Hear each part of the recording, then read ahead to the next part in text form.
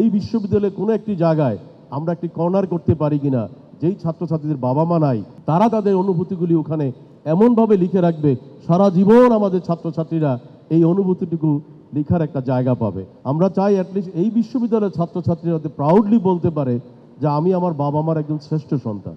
এই 6 লক্ষ পথশিশু থেকে 6 জনও যদি সমাজ পরিবর্তন করতে পারে, তাহলে এই দেশে একজনও পথশিশু থাকবে না। মানুষের জীবনে সবচেয়ে ইম্পর্টেন্ট হচ্ছে সময়, এটা সবাইকে মাথায় রাখতে হবে।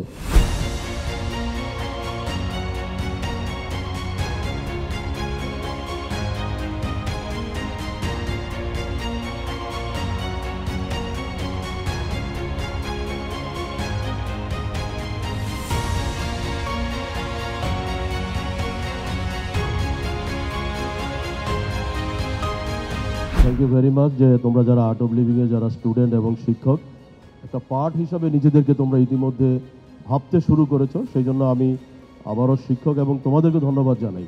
কারণ তোমরা যেমন আজকে তোমাদের স্লোগানটা কিছু আই ওয়াজ, কারণ আমরা এই কথাটাই তোমাদেরকে বারবার বলতে চাই যে তোমরা কোথায় ছিলে এখন কোথায় আছো। পরিবারকে যদি পরিবর্তন করতে না পারি তাহলে আমার কিন্তু যে ফলবিহীন বা ফুলবিহীন গাছ হয়ে আমি বেঁচে থেকে কোনো লাভ হবে না। তো সেই জায়গাতে আর্ট অফ লিভিংয়ের আমরা বারবার কম্পোনেন্টগুলিকে বোঝাতে চাই যে তোমাদের ভিতরে পরিবর্তন প্রয়োজন। যেমনিভাবে একটু আগে বললো যে 6 লক্ষ পথশিশু, এই 6 লক্ষ পথশিশু থেকে 6 জনও যদি সমাজ পরিবর্তন করতে পারে, তাহলে এই দেশে একজনও পথশিশু থাকবে না। আমরা চাই অ্যাটলিস্ট এই বিশ্ববিদ্যালয়ের ছাত্রছাত্রীরা যাতে প্রাউডলি বলতে পারে যে আমি আমার বাবা মার একজন শ্রেষ্ঠ সন্তান। যেমনিভাবে আমি প্রথম স্টল যখন কথা বললাম, আমি মনে করি তোমরা যারা বৃদ্ধাশ্রমকে তোমরা দেখালা আমাকে, যে আমরা বৃদ্ধাশ্রমে গিয়ে রিয়েলাইজ করতে পেরেছি যে বাবা মায়ের মনের আকুতিগুলি কি, তারা কত পেইন নিয়ে তার সন্তানকে বড় করেছে, তাই না? সেই সন্তান বড় হওয়ার পর বাবা মাকে বৃদ্ধাশ্রমে পাঠাচ্ছে। তাহলে এখন তোমরা দেখে আসলা, একটা ডকুমেন্টারি তৈরি করলা, সমাজে ইম্প্যাক্ট করলা, ভাইরাল করলা, লাভ কিছু হলো? কোনো লাভ কিন্তু হলো না। ওই জায়গায় তোমরা কি পরিবর্তন করতে পারছো? তোমরা পরিবর্তনটা 3 ভাবে করতে পারো। তোমরা সমাজে নিজেরাই কিন্তু একটা সলিউশন তৈরি করতে পারো, যে সন্তান তার বাবাকে বা মাকে এইভাবে পাঠায় তাদের জন্য কিছু গাইডলাইন তৈরি করা, তাদের কিছু অ্যাওয়ারনেস তৈরি করা, তাদের বাপ মার কিছু সাক্ষাৎকার তৈরি করা, যাতে করে যে সন্তানের আর্থিক সামর্থ্য নাই সে তার বাবা মাকে যদি বৃদ্ধাশ্রমে পাঠাতেও বাধ্য হয়, অ্যাটলিস্ট সপ্তাহে একদিনকে সে বাবা মার সাথে দেখা করবে, বাবা কাছে ক্ষমা চাবে, তাই না? আমরা জানি যে আল্লাহ পাক কিন্তু বারবার বলেছে যে পৃথিবীতে যদি আল্লাহর পরে কাউকে সেজদা করতে বলা হইতো তাহলে সেটা কাকে বলা হতো? বাবা মাকে। তো সেই কারণে কিন্তু আমাদের মনে রাখতে হবে যে বাবা মাকে অবশ্যই আমাদের টেক কেয়ার করতে হবে, ওই মেসেজটুকু পৌঁছাতে হবে।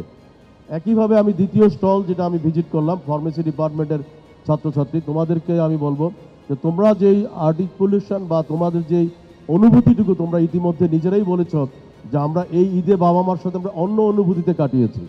বাবা মার সাথে আমরা তার ফেভারিট জায়গাতে গিয়েছি, বাবা মাকে আমরা আমাদের ভালোবাসার কথা শুনিয়েছি, বাবা মার হয়তো চোখে অশ্রু এসেছে, তারা রিয়েলাইজ করেছে। কিন্তু এই জায়গাতেও আমরা তোমাদেরকে বলতে চাই যে আমরা আমাদের এই ড্যাফোডিল স্মার্ট সিটিকে ডেভেলপ করেছি। সারা জীবন তোমরা যারা এই বিশ্ববিদ্যালয়ের ছাত্রছাত্রী, আমরা চাই সবসময় তোমরা তোমাদের বাবা মাকে তোমরা ক্যাম্পাসে নিয়ে আসবা, তাদের সাথে তোমাদের অনুভূতিগুলি ব্যক্ত করবা, তাদেরকে বলবা বাবা আমি এই ক্যাম্পাসে, তুমি তো আমাকে ভর্তি করিয়েছিলে বাবা, বা মা তুমি তো আমাকে এই ক্যাম্পাসে ভর্তি করিয়েছো, তাই না? মাঝে মধ্যে কিন্তু তোমরা এই রিয়েলাইজগুলি করলে বাবা মাও কিন্তু প্রাউড ফিল করবে যে আমার সন্তান আজকে বড় হওয়ার পর সে তার রুটে আমাকে নিয়ে আসছে। এবং একইভাবে আমি যেটা মনে করি যে তোমরা ইতিমধ্যে তোমরা নিজেরাও বললা, আমাদের daffodil institute of social science আমরা কিছু ছাত্রছাত্রীকে এখানে দেখতেও পাচ্ছি, ওদের সাথেও কিন্তু তোমাদের একটা আত্মিক সম্পর্ক গড়ে উঠতে পারে। তোমরা যারা ইতিমধ্যে বলেছ যে আমরা একটা ফান্ড তৈরি করেছি, তাদের সাথে আমরা সময় কাটাতে চাই, দেখো আমাদের মূল উদ্দেশ্য হলো ওদের ভিতরে ওরা যে সমাজে অনেক বড় হইতে পারে, ওরা কিন্তু সমাজ পরিবর্তন করার জন্য ওদের একদমই যথেষ্ট, ওই অনুভূতিটুকু ওদেরকে তোমরা দিতে পারো।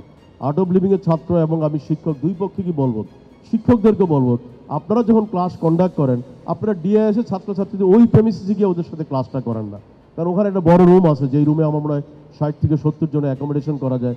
আপনারা ছাত্রদের সাথে ওদের সাথে সমন্বয় করে আপনারা কিন্তু ক্লাসটা মাঝে মধ্যে ওখানে কন্ডাক্ট করতে পারেন, তাহলে দুই পক্ষের ভিতরে কিন্তু একটা আত্মিক সম্পর্ক হয়। তো সুতরাং আমাদের আর্ট অফ লিভিংয়ের ছাত্রছাত্রীদের একটা কম্পোনেন্ট হবে এদের ভিতরে এদের প্রতিভাটাকে জাগ্রত করা। এরা অনেকে জানে না তাদের ভবিষ্যৎ কী, তারা অনেকে কিন্তু অনেক বড় মাপের মানুষ হইতে পারবে, এবং আমি বিশ্বাস করি এদের ভিতরে অনেকে হয়তো আমার থেকেও কিন্তু অনেক গুণ বড় হতে পারবে ইনশাল্লাহ। যে তোমরা যারা ইতিমধ্যে স্টাডি করেছো এই 6 লক্ষ পথশিশুর ভিতর থেকে তোমরা যদি 6 জনকেও বেছে নিয়ে আসতে পারো, তোমরা যদি আমাদের ডিআইএসএস তাদেরকে প্রোভাইড করতে পারো, মাঝে মধ্যে যদি তাদেরকে তোমরা যদি লুক আফটার করতে পারো, এর থেকে বড় আমি মনে করি সাদাকা, কন্ট্রিবিউশন, সোয়াব বা মানবতাবোধ এর থেকে বড় কিছু হতে পারে না। এটাই কিন্তু তোমার জীবন পরিবর্তনের জন্য সবচেয়ে বড় অংশ হতে পারে। পরিবার ছাড়া আমরা যে যত কথাই বলি না কেন, পরিবার ছাড়া কিন্তু আমি বা আমরা আমাদের কোনো অস্তিত্ব নাই। আমি সমাজে কোথাও দাঁড়ালে আমাকে কিন্তু বলতে হয় what is you name. Name দেখে বোঝা যায় আমি কে, আমি কি মুসলমান ধর্মের বিশ্বাসী নাকি আমি হিন্দু ধর্মে বিশ্বাসী। তো সেই জন্য বলবো যে আর্ট অফ লিভিংয়ের এটাও একটা অংশ। পরিবারকে বাদ দিয়ে কিন্তু আমি বা আমরা কখনোই সমাজে সাকসেসফুল হতে পারবো না, এটা সিম্পলি ইম্পসিবল। মানুষ হয়তো বা সাকসেসফুল হয়, অনেকে হয়তো বলে যে হ্যাঁ আমি তো সাকসেসফুল, কিন্তু তার শেষ জীবনে এসে সে রিয়েলাইজ করে যে নো। কারণ যে সন্তান তার দাদা দাদিকে, নানা নানিকে দেখে যে তার বাবা মা তাদেরকে বৃদ্ধাশ্রমে পাঠিয়েছে, তাহলে ওই বাবা মাকে কি তার সন্তান বৃদ্ধাশ্রমে পাঠাবে না? তখন সে রিয়েলাইজ করবে আমি জীবনে কে ভুল করে আসি। আর এখানেই কিন্তু আবার আল্লাহ পরিষ্কার বলছে তুমি চাইলেও আর ফেরত যেতে পারবে না। আমি চাইলেও কিন্তু আমার এই এই বয়স আমি ফেরত যেতে পারবো না। যেই কারণেই তোমাদেরকে বলেছি ডিআইএসএসের এই ছেলেদেরকে তোমরা যদি মোটিভেট করো, তাদেরকে যদি কাউন্সিলিং করো, মাঝে মাঝে তাদের যদি সময় কাটাও, আমার মনে হয় এর থেকে বড় কিছু কিন্তু আর ভালো কাজ সমাজে হতে পারে না। আমরা জানি এই সমাজে সমালোচনা আছে, সমালোচনা থাকবে। যেমনিভাবে একজন ছাত্র দেখালো যে সোশ্যাল মিডিয়ার মাধ্যমে তাকে কিভাবে প্রতারিত করা হয়েছে, আবার কিভাবে সে এখন সোশ্যাল মিডিয়াতে এই প্রতারণার কারণে সে শিখেছে কিভাবে কিভাবে ফেক নিউজকে আইডেন্টিফাই করতে হয়, ফেক পিপলকে কিভাবে আইডেন্টিফাই করতে হয়। সব সময় আমাদের মনে রাখতে হবে সব খারাপ কিছুর ভিতর থেকে কিন্তু ভালো কিছু বের করে আনা সম্ভব। একটি কথা যেটা আমি সবসময় ভাঙ্গা ক্যাসেটের মতো এটা বাজাই, সেটা আবারও একটু বাজিয়ে যাচ্ছি, মানুষের জীবনে সবচেয়ে ইম্পর্টেন্ট হচ্ছে সময়। এটা সবাইকে মাথায় রাখতে হবে। টাকা ইম্পর্টেন্ট না, কোনো কিছু ইম্পর্টেন্ট না, ইম্পর্টেন্ট হচ্ছে সময়। কেন? টাকা চিন্তাই হলে টাকা ফেরত আসবে। ইজ্জত চলে গেলেও ইজ্জত আবার রিকভারি করা যায়, ভুলেও অনেকের ইজ্জত যায়, সময় মানুষের জীবনে কখনো ফেরত আসবে না, এটা কখনোই সম্ভব না। এটা আল্লাহ নিজেও চ্যালেঞ্জ দিয়ে বলেছে, তো চেষ্টা করে দেখো তুমি আবার ফেরত আসতে পারো কিনা, চেষ্টা করে দেখো তুমি আবার তোমার যৌবনে ফেরত যেতে পারো কিনা। তুমি কখনোই পারবে না, এটা আল্লাহ চ্যালেঞ্জ দিয়ে বলেছে। তুমি চাইলেও তুমি পৃথিবীতে আজীবন থাকতে পারবে না, ইট ওয়াজ এ চ্যালেঞ্জ। তো সেই কারণে বলবো সময়টা সবচেয়ে বেশি ইম্পর্টেন্ট। তোমরা প্রত্যেকটা সময়কে কাজে লাগানোর চেষ্টা করবা, কাজের সময়ের কাজটা সময়ে শেষ করার চেষ্টা করবা, কালকের জন্য ফেলে রাখবা না। Let's start it. প্রবলেম হলে সেটাকে মোকাবেলা করার চেষ্টা করো, পিছনে দরজা দিয়ে পালিয়ে যাওয়ার চেষ্টা করবা না। কাজটা যদি মনে করার মতো তোমার ইচ্ছা শক্তি থাকে, করার মতো এবিলিটি থাকে, করে ফেলো। করতে যদি ফেল করে ফেলো সেটাও তোমার কিন্তু সার্থক। কারণ ফেল করলে তুমি শিখতে পারবা, পা পিছলে গেলে তুমি দাঁড়াতে পারবা, পায়ে ব্যথা পেলে তুমি ব্যান্ডেজ করতে পারবা। কিন্তু তুমি যদি মনে করো যে আমি শুরু করলাম না, আমার মনে হয় সময় আছে, সময়টা কখন থাকবে কেউ আমরা জানি না। তো ওই জায়গাটায় আমি সবসময় বলি জীবনে সবচেয়ে বড় ইম্পর্টেন্ট হচ্ছে সময়। আর্ট অফ লিভিংয়েও আমরা বারবার বলবো সময়। আমি আজকে মাকে বলতে পারলাম না মা তোমাকে ভালোবাসি, কালকে আমার মা নাও থাকতে পারে, যেমনিভাবে ফার্মেসি ডিপার্টমেন্টের ছেলেরা কিন্তু আরেকটি সুন্দর অনুভূতি তারা দেখালো যে অনেকের বাবা নেই, অনেকের মা নেই, তারা তাদের অনুভূতিটুকু জানানোর সুযোগও নাই। তোমরা একটা বোর্ড তৈরি করেছো যেখানে এই অনুভূতিটুকু লেখা যায়।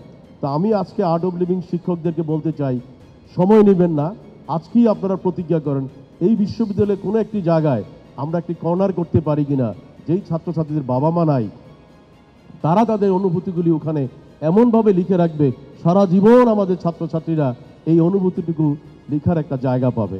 আমার বিশ্বাস যে আমাদের বিশ্ববিদ্যালয়ে অনেক জায়গা আলহামদুলিল্লাহ আছে, একটি জায়গা খুঁজে বের করেন যাদের বাবা মা পৃথিবীতে নাই, যারা বলার সুযোগটুকু পায়নি, অ্যাটলিস্ট তারা অমোচনীয় কোনো একটা কালিতে গিয়ে ওখানে লিখে আসবে বাবা আমি তোমাকে মিস করছি, মা আমি তোমাকে মিস করছি।